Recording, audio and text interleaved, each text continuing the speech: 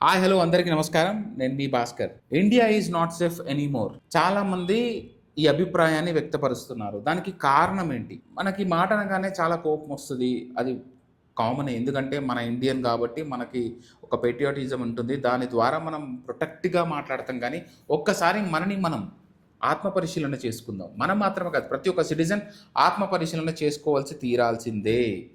అంతేకాకుండా అసలు India is not safe anymore అనేది ఎందుకు? దాని గురించి కూడా మనం మాట్లాడదాం. అయితే మీరందరూ చూస్తుంటారు. చాలామంది టూరిస్టులు ఇక్కడికి మన దేవాలయాలు కావచ్చు, లేకపోతే మన ప్రకృతి కావచ్చు, లేకపోతే చాలా ఇండియాని విజిట్ చేసి ఇక్కడ ఎంజాయ్ చేయడానికి వచ్చిన టూరిస్టులు కూడా కొంతమంది అమ్మాయిలను రేప్ చేయడం జరిగింది. వాళ్ళు ఎక్కడికి వెళ్ళి ఇండియా ఈజ్ నాట్ సేఫ్ అని చెప్పడం కావచ్చు, లేకపోతే మీకే తెలుసు ఇక్కడ బాగా డబ్బున్నోడు, మదమున్నోడు ఎంతోమంది అమ్మాయిల్ని జీవితాలతో ఆడుకోవడం, వాడి డబ్బు పడేసి తర్వాత అవన్నీ మరుగున పడిపోవడం ఎన్నో చూస్తున్నాం మనం. మీరు అవునన్నా కాదన్నా. ఎగ్జాంపుల్ చెప్పాలంటే ధర్మశాల. మీ అందరికీ తెలిసిందే, కర్ణాటకలో జరిగిన ఇష్యూ. అంతేకాకుండా చిన్న పిల్లలకు కూడా సేఫ్టీ లేని పరిస్థితి.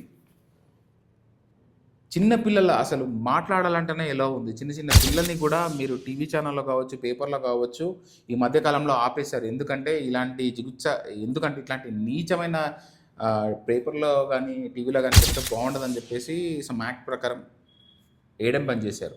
అండ్ వన్ మోర్ థింగ్, యానిమల్స్కి కూడా ప్రొటెక్షన్ లేదు. సింపుల్గా చెప్పాలంటే గోరక్షణ చేస్తున్న ఒక వ్యక్తి, సింపుల్గా అయితే ఒక ముసలివి అయిపోయిన పశువులని సర్టిఫికేషన్ తోటి వాటిని మీట్ని తినడం కావచ్చు, అది పర్మిషన్ ఇచ్చేసింది గవర్నమెంట్. అది అందరికీ తెలిసిందే. కానీ ఆవు పాలిచ్చి మనం రోజు ఛాయ్ తాగుతాం కదా, ఆ పాలు పశువులంతా మంచిగానే ఉన్నప్పుడు ఆ గోవులని అన్యాయంగా ఈ దాన్ని ఏమంటారు స్లాటర్ హౌస్కి తీసుకెళ్తుంటే కాపాడినందుకు ఒక ఉన్మాదుడు గన్నుతో కాల్చి చంపేశాడు ఆ వ్యక్తిని. ఇలాంటి దారుణాలు జరుగుతున్న ఈ పొజిషన్లో ఒక్కటి కాదు, ఇంకా చాలా ఉన్నాయి. విమెన్కి, చిన్నపిల్లలకి అండ్ యానిమల్స్కి మన దేశంలో ప్రొటెక్షన్ లేదు అన్నది మాత్రం అందరు అంగీకరిస్తున్న మాట. దీనికి కారణం ప్రభుత్వ వైఫల్యం, లేకపోతే ప్రభుత్వ వ్యవస్థకి సంబంధించిన వ్యవస్థ వైఫల్యం. ఇవన్నీ చాలా రకాలన్నమాట. ఇంకోటి, మన కోర్టు వ్యవస్థ ఎంతవరకు స్థిరంగా ఉంది, అంతేకాకుండా మనకున్న ఏదైతే కాన్స్టిట్యూషన్ ఉన్నాయో అది కరెక్ట్గా పాలించకపోవడం, అంతేకాకుండా డబ్బుకి అమ్ముడుపోవడం. సింపుల్గా చెప్పాలంటే కరప్షన్ పాలిటిక్స్ అండ్ వీళ్ళని కరప్ట్ చేస్తున్న బిజినెస్ మ్యాన్స్, వీళ్ళ వలనే మన వ్యవస్థ మొత్తం ఆగమైపోతుంది. సింపుల్గా చెప్పాలంటే ఒక చిన్న లాజిక్ మాట్లాడుకుందాం. 3,00,000 కోట్ల బడ్జెట్ ఉన్న మన తెలంగాణకి 3,000 అంటే 3,000 కోట్లు కూడా రోడ్లకి కానీ దానికి కానీ కేటాయించలేదంటే మీరు నమ్ముతారా? అసలు సేఫ్టీ ఎక్కడుంది? ఈ ప్రొటెక్షన్ అంతా వదిలేసండి, అట్లీస్ట్ మెయింటెనెన్స్ కూడా మనం కరెక్ట్ చేసుకోలేకపోతున్నాం. మీ అందరికీ తెలిసిందే. డ్రైనేజ్ కరెక్ట్గా లేదు, రోడ్లు కరెక్ట్గా లేదు. పోతూ ఉంటే గుంతలో పడి యాక్సిడెంట్లు అయితే చచ్చిన వాళ్ళు ఎంతోమంది మనం కంటికి కూడా రారు. ఆ రోడ్డు మీద రోడ్డు కరెక్ట్ లేక అక్కడ స్కిడ్ అయ్యి యాక్సిడెంట్ అయిన వాళ్ళు ఎంతోమంది. అసలు వాళ్ళ తప్పిదం కానీ ఏమీ లేకుండానే ఈ ప్రభుత్వం కావచ్చు, నెగ్లిజెన్సీ, మన ఇప్పుడు జిహెచ్ఎంసీ కావచ్చు, ఏదైనా కావచ్చు, డ్రైనేజ్ లీక్ అయిపోయి లోపలికి రావడం, ఎన్నో ఇల్లులు వర్షం వచ్చినప్పుడు మునిగిపోవడానికి కారణం ఎవడు? ఏ అధికారులు పర్మిషన్ ఇస్తారు అక్కడ ఇల్లు కట్టుకోవడానికి? మాట్లాడుకుంటూ పోతే సింపుల్గా నేను ఒక క్వశ్చన్ చేస్తా. మీకెవరికైనా పోలీస్ స్టేషన్కి వెళ్తే న్యాయం జరుగుతుందన్న నమ్మకం ఉందా? మీలో ఎంతమందికి ఉంది? ఇది కఠిన చేదు అయినా సరే మనం నిజాలు మాట్లాడుకుందాం. ఎంతమందికి ఉంది? అక్కడికి వెళ్ళిన తర్వాత నేనే చాలామందికి, మీలో చాలామందికి ఎక్స్పీరియన్స్ ఉండొచ్చు. అక్కడికి వెళ్ళిన తర్వాత పైసలతోటే పని. అంతెందుకండి, రిజిస్ట్రేషన్ కోసము నీ ల్యాండ్ డాక్యుమెంట్స్ నువ్వు తీసుకొని వెళ్ళిన తర్వాత అసలు ఒక పైసా పెట్టకుండా రిజిస్ట్రేషను అవుతుందన్న నమ్మకం నీకుందా? మనం ఉంటున్న ప్లేసెస్లో చాలా మట్టికి డబుల్ డాక్యుమెంట్లు కూడా ఉన్నాయి. అసలు డబుల్ డాక్యుమెంట్ రిజిస్ట్రేషన్ ఎలా జరుగుతున్నాయి? సింపుల్గా ఏముందంటే, 1,00,000 రూపాయలు లంచం ఇస్తే వాడే చేసిస్తాడు, 1,00,000 రూపాయలు నమ్మే వీలే చూస్తుంది. అసలు ఏం జరుగుతుంది? మీరు హాస్పిటల్స్లో ప్రైవేట్ హాస్పిటల్స్ ఉన్నాయి. హాస్పిటల్కి వెళ్ళిన తర్వాత ఒక చిన్న నొప్పి వచ్చిపోయినా సరే 1,00,000 రూపాయలు కట్టి తీసుకొని రావాల్సిందే. చిన్నపిల్లలకి కానీ పెద్దలకు కానీ హాస్పిటల్కి వెళ్ళి రావాలంటే భయపడుతున్నారు. ఎందుకంటే ఎంత అమౌంట్ కట్టాల్సి వస్తుందో ఎవరికి తెలియదు. స్కూల్స్ లక్షల్లో ఫీజులు. అక్కడ నేర్పించేది ఏమీ లేదు. సింపుల్గా చెప్పాలంటే స్పోర్ట్స్ మన్స్ లేరు, మనకు గోల్డ్ మెడల్ వస్తలేవు అంటే ఏ నుంచి వస్తాయి గోల్డ్ మెడల్స్? అట్లీస్ట్ ఉన్న స్కూల్స్లో గ్రౌండ్స్ లేవు. నీ పిల్లల్ని ఒక స్పోర్ట్స్ మ్యాన్ నువ్వు చేయాలంటే సచ్చినట్టు నువ్వు ఏం చేయాలంటే వాడికి నువ్వే ఏదైనా గ్రౌండ్కి తీసుకెళ్ళి ఆ గ్రౌండ్లో ఆడాలంటే కూడా నువ్వు నెలకు ఒక 5,000 10,000 కట్టాల్సిన పరిస్థితి. సింపుల్గా చెప్పి 5,000 10,000 కూడా కాదు, సింపుల్గా ఒక గంట ఆడడానికే 500 నుంచి 1,000 రూపాయలు తీసుకుంటావు. నువ్వు ఇంత చేసి నీ కొడుకుని క్రికెటరో, కబడ్డీ ప్లేయరో, లేకపోతే ఖోఖోనో, హాకీయో చేయగలుగుతావా? ఫుట్బాల్ ప్లేయరో చేయగలుగుతావా? ఇదంతా గవర్నమెంట్ కావచ్చు, లేకపోతే పరిపాలన చేస్తున్న వాళ్ళ నెగ్లిజెన్సీ కాదా? మీరే ఒకసారి ఆలోచించండి. ఇదంతా ఉన్నప్పుడు ఇండియా ఈజ్ నాట్ సేఫ్ అని మాట్లాడుతున్న వాళ్ళ మాటలు నిజం కాకపోతే ఏందన్నట్టు మీరే ఒకసారి ఆలోచించండి. అంతెందుకంటే చాలామంది ఆపర్చునిటీ దొరుకుతాయి ఈ దేశం వదిలి వెళ్ళడానికి చాలామంది సిద్ధంగా ఉన్నారు. వెళ్ళి యూఎస్ఏలోనో లేకపోతే యూకేలోనో ఎక్కడో సెట్ కావడం అని చెప్పి. ఆ దేశాల పరిస్థితి ఏంటి? మన ఇండియా కంటే గొప్పగా ఉన్నాయంటే వాళ్ళ గురించి తర్వాత, అది గొప్పగా ఉన్నాయా దరిద్రంగా ఉన్నాయా తర్వాత. మనము అసలు ఈ రాజకీయ నాయకులు కావచ్చు, లేకపోతే బిజినెస్ మ్యాన్స్ కావచ్చు, వీళ్ళందరూ చేసే దరిద్రాల వల్లనే. ఎగ్జాంపుల్ చెప్పాలంటే విజయ్ మాల్యా మీ అందరూ తెలిసిందే, కొన్ని వేల కోట్లతో వెళ్ళిపోయిండు, మళ్ళీ దర్జాగా మాట్లాడతాడు. అసలు వానికి లోన్ ఎందుకు ఇచ్చిరు అంతగానం? అదే కాకుండా ఇప్పుడు రీసెంట్గా తీసుకుంటే మోడీ, ఏది మన పంజాబ్ నేషనల్ బ్యాంక్కి సంబంధించిన, మన మోడీ కాదు, పంజాబ్ నేషనల్ బ్యాంక్కి సంబంధించిన ఒక వ్యక్తి ఇంచుమించు 1,000 కోట్లు తిన్నాడు.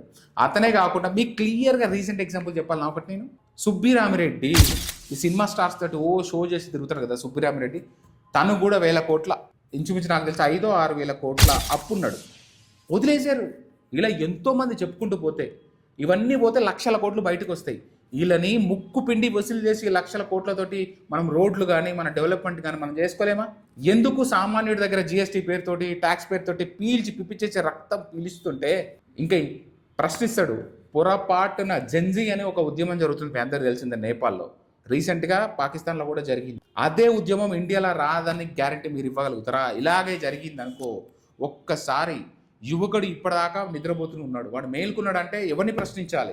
ఖచ్చితంగా పొలిటికల్ లీడర్స్నే ప్రశ్నించాలి.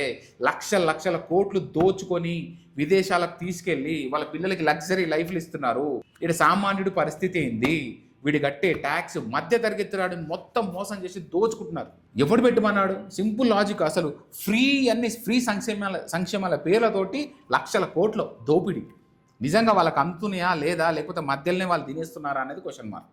ఇక్కడ మంచి లైఫ్ లీడ్ చేయాలంటే ఒక ప్రభుత్వ ఉద్యోగి ఉండాలి, లేకపోతే చేతిలో అధికారం ఉండాలి, లేకపోతే చేతిలో డబ్బులు ఉండాలి. ఇవన్నీ లేకపోతే వాడికి బతికే అర్హతనే లేదు. ఎందుకంటే ఎక్కడికి పోయినా దోచుకు తింటారు. ఈ డిపార్ట్మెంట్స్ అన్నీ ఏం చేస్తున్నాయి? రెగ్యులర్గా చెక్ చేస్తున్నాయా? చేయట్లేదు. రెస్టారెంట్కి వెళ్ళి ఫుడ్ తినాలన్నా కూడా ఆడ తిన్న తర్వాత అక్కడికక్కడ కనిపించదు నీకు.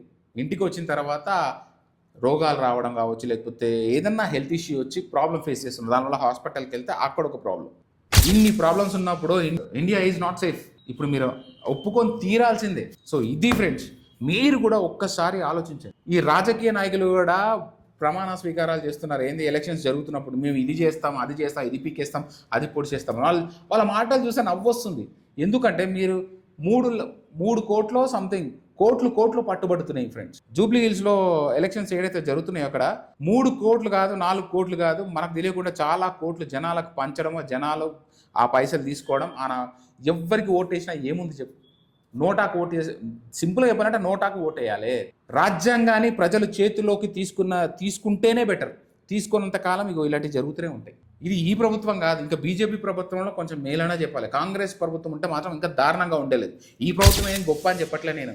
వీళ్ళు కూడా మొత్తం ఉన్నోడికే దోచిపెడుతున్నారు, లేనోడికే మొత్తం జిఎస్టీ పేరు మొత్తం సర్వనాశనం చేసేస్తున్నాడు. ఈ ప్రభుత్వం ఏం గొప్పగా లేదు. మేముతో తురడం అంటే వాళ్ళు ఒకరు తిట్టుకోవడమే సరిపోతుంది. సన్నాసి, ఈడి సన్నాసి అంటే ఆడంటాడు, ఆడు సన్నాసి అంటే ఈడి సన్నాసి అంటాడు. తెలియదు ఏంటంటే మనం సన్నాసులం. ప్రశ్నించే ధైర్యం లేదు కదా మనకి, క్వశ్చన్ చేసే మనస్తత్వం లేదు. అట్లా ఉండకపోతే ఇంకెట్లా ఉంటుంది? ఒక్కసారి ఆలోచించండి friends. India is not safe anymore. ఇవన్నీ చూసుకుంటుంటే ఎలా ఉంటుంది చెప్పు? రోడ్డు మీదకి వెళ్ళి బండి మీదకి వెళ్ళి వెళ్తుంటే రీసెంట్గా ఎత్తున హైవేలతో సహా అన్ని బొక్కలు, ఎక్కడ ఎవడి పొక్క తీస్తాడో తెలియదు, ఎక్కడ ఏం జరుగుతుందో తెలియదు, సేఫ్టీయే లేదు. అసలు సింపుల్గా చెప్పాలంటే రాజకీయం అంటే ఏంటి? జనాలకు హెల్ప్ చేయడం కోసం రాజకీయాలకు వస్తాడు ఎవడైనా, అంతే తప్ప బిజినెస్లో ఉన్నోడు రాజకీయాలకు ఎందుకు వస్తున్నాడు తెలుసా? వాడిని బిజినెస్ కాపాడుకోవడం కోసం రాజకీయంలోకి వచ్చి ఏదో ఒక పదవి తీసుకొని మన బిజినెస్ని కాపాడుకుంటున్నాడు. ఐటీ రైట్స్ కావచ్చు, లేకపోతే కొన్ని, నేను చెప్తున్నా కదా, ప్రతి ఒక్కడు మీరు ఎవరన్నా తీసుకోండి, వారసత్వం లేని రాజకీయం లేదు. రాహుల్ గాంధీ ఈ ఫీలింగ్ ఎట్లుంటుందంటే ఈ దేశానికి మొత్తం నేనే రాజునన్న ఫీలింగ్ ఉంటుంది. అమిత్ షా తీసుకోండి, అమిత్ షా కొడుకు చేతుల్లో మొత్తం ఇప్పుడు బిజినెస్ దందా ఉన్నట్టు లెక్క నాకు తెలిసినంత వరకు అయితే బీజేపీ పార్టీ తను. అంతేందుకు ఇప్పుడు మన తెలంగాణలో తీసుకుంటే కేటీఆర్, కేసీఆర్, అయ్య రాజు, కొడుకేమో యువరాజు. మీరు అంతగా మాట్లాడుకోవాలంటే ఆంధ్ర తీసుకో, చంద్రబాబు నాయుడు రాజు. ఇప్పుడు చంద్రబాబు నాయుడు కొడుకు ఎవరైతే ఉన్నారో లోకేష్ బాబు, ఆయనేమో యువరాజు. వైఎస్ రాజశేఖర రెడ్డి ఉన్నాడు కదా, అతను అయిపోయిన తర్వాత జగన్. జనాలకి ఎప్పుడు తెలివి వస్తుందో నాకు అర్థం కావట్లేదు. సింపుల్గా జూబ్లీస్లో మొన్న మాగంటి గోపీనాథ్ చచ్చిపోయాడు కదా, వాళ్ళ కుటుంబానికే టికెట్ ఇవ్వాలా?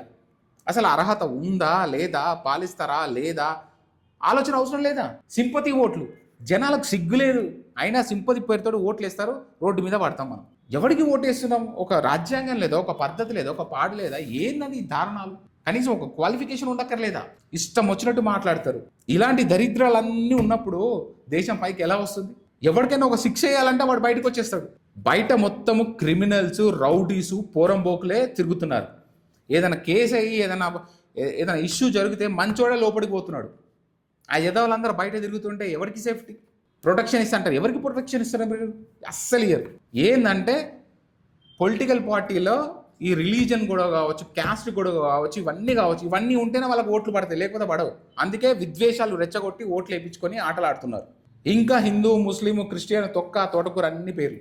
దీన్ని తగ్గట్టు బయట దేశం నుంచి ఎవరెవరో వస్తారు, వాళ్ళకి అన్నీ ఇస్తారు, ఆధార్ కార్డులతో సహా. ఎగ్జాంపుల్ రోహింగ్యాలు. ఇవి కాకుండా కులగజ్జీలు. ఇప్పటికి నాకు అర్థం కాదు, ఎంతోమంది యదవలు, కొంతమంది చెప్పాలంటే న్యూస్ రిపోర్టర్ పేరుతోటి, లేకపోతే జర్నలిస్టుల పేర్లతోటి వాళ్ళు మాట్లాడే మాటలు చూస్తే చిరాకు అనిపిస్తుంది. ఎందుకంటే ఒక క్యాస్ట్ని పేరు పెట్టి తిట్టడం జరుగుతుంది. అగ్రకులాలు కావచ్చు, ఏం కులం రా, కులమే తీసేద్దాం అన్నప్పుడు అగ్రకులాలు, పెద్ద కులాలు ఏంది? ఎకనామికలీ బ్యాక్వర్డ్ పెట్టవచ్చు కదా, ఎన్ని సంవత్సరాలు అయిపోయింది? అంబేద్కర్ తీసేయమని చెప్పిండు, ఎందుకు తీయరిల్లు? ఓట్ల కోసం తీయరు. నా బీసీ తమ్ముళ్ళు, నా ఎస్సీ తమ్ముళ్ళు. ఏందిరా ఎస్సీ తమ్ముళ్ళు, బీసీ తమ్ముళ్ళు? ఇంకా ఎస్సీ, బీసీ, ఎస్టీ ఏంది అసలు? ఎకనామికలీ బ్యాక్వర్డ్ని చూసి మనము చేస్తే బెటర్. అంత అయిపోయిందిరా. సింపుల్గా ఒకప్పుడు ఒక 10-15 ఇయర్స్ వరకు, 20 ఇయర్స్ బ్యాక్ వరకు నాకు తెలిసినంత వరకు ఈ టౌన్లో కావచ్చు ఎక్కడ కానీ క్యాస్ట్ అనేది ఒక పెళ్ళిళ్ళు లేకపోతే సంబంధ బాంధవ్యాల వారికే ఉండేది. అంటే పెళ్ళిళ్ళ మట్టుకే పరిమితం అయ్యేది. ఇప్పుడు అది క్రాస్ అయిపోయి ప్రతి ఒక్కరు ఎవరిని పడితే వారిని పెళ్లి చేసేసుకుంటున్నారు. క్యాస్ట్ని చూడట్లేదు, రిలీజియన్ని చూడట్లేదు, ఓన్లీ చేతిలో డబ్బు చూస్తున్నారు. ఇప్పటికైనా మారి సావండి, అది తీసి పడేసేయండి. మేము నష్టపోయాము, మీ రాజకీయ నాయకులు బాగుపడడం తప్ప, మీ బిజినెస్ మ్యాన్స్లు బాగుపడడం తప్ప, ఆ అంబానీ గాడు, అదానీ గాడు, నాకు ఎందుకంటే కోపంతో మాట్లాడుతున్నాడు. వాళ్ళు చేసేదే అంతే. ప్రపంచంలో ఏ పొలిటికల్ పార్టీనైనా సరే, ఏ దేశాన్నైనా నడిపించేది బిజినెస్ మ్యాన్సే. ఈ బిజినెస్ మ్యాన్సే పొలిటికల్ లీడర్స్ని కరప్ట్ చేస్తారు, వీళ్ళు కరప్ట్ అయిపోతారు. ఇది ఎక్కడ దాకా వస్తుందంటే ఫైనల్గా ఈ గవర్నమెంట్ డిపార్ట్మెంట్ల దాకా వస్తుంది. నేను చెప్పాను కదా, ఏ డిపార్ట్మెంట్కైనా సరే పైసలు లేకుండా పని అవుతుందా? కాదు. ట్రాఫిక్ పోలీస్ నుంచి మొదలు పెడితే హై డిపార్ట్మెంట్ వరకు జనాల రక్తాన్ని తాగడం తప్ప వీళ్ళు ఏం చేస్తున్నారు? సో ఇది ఫ్రెండ్స్, నేను ఎందుకు ఇంత కోపంగా మాట్లాడుతున్నానంటే, India is not safe anymore. అంటే ఇలాంటి ఇదంతా సిస్టమ్ ఇట్లా మొత్తం కరప్ట్ అయిపోయినప్పుడు, క్యాన్సర్లా వ్యాపించినప్పుడు ఖచ్చితంగా అందరూ గొప్ప వాళ్ళే, కానీ కొంతమంది యదవల వల్ల ఈ పేరు ఇది భరించడం తప్పదు. అందుకే చాలామంది బాధగా ఉంది నాకు చెప్పాలంటే, ఫేస్బుక్లో కావచ్చు లేకపోతే ట్విట్టర్లో కావచ్చు, ఐఎమ్ లీవింగ్ ఇండియా అంటున్నారు. ఏం దౌర్భాగ్యం పట్టిందిరా మనకు అనిపిస్తుంది. అందుకే నేను ఇప్పుడు వీడియో చేయాలనిపించింది, నేను మాట్లాడాను ఫ్రెండ్స్. ఏదైనా తప్పుగా మాట్లాడితే మాత్రం నన్ను క్షమించండి, ఎందుకంటే అవుట్ ఆఫ్ కంట్రోల్ అయితే నేను మాట్లాడలేదు. వై? బికాస్ మీరే ఒక్కసారి ఆత్మపరిశీలన చేసుకోండి, నేనేమన్నా తప్పుగా మాట్లాడానా. థ్యాంక్ యూ ఫ్రెండ్స్, ఉంటాను. This is your Bhaskar signing off.